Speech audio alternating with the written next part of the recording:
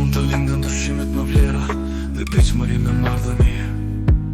Për shembull, nëse një person i kushton shumë rëndësi ekskluzivitetit dhe vëmendjes së partnerit të tij, ai mund të reagojë me xhelozi kur percepton se ato pritshmëri nuk përmbushën dallimet në vlera në lidhje me monogaminë. Miqësitë me njerëz të seksit të kundërta për çështje të tjera, marrëdhënie mund të ndikojë në shfaqjen e xhelozisë. Mungesa e besimit, mungesa e besimit të partnerit, ose në vetë marrëdhënien, në ngjarjet e së kaluarës, të tilla si mashtimi ose sjellja e padrejtë, mund të minojnë besimin dhe të krijojnë ndjenja xhelozie edhe në situata ku nuk justifikohet.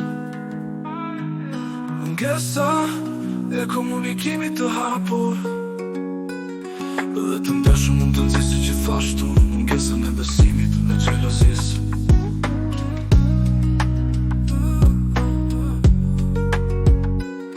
Xhelozia mund të lindë mungesa e besimit të partneri ose në vetë marrëdhënie.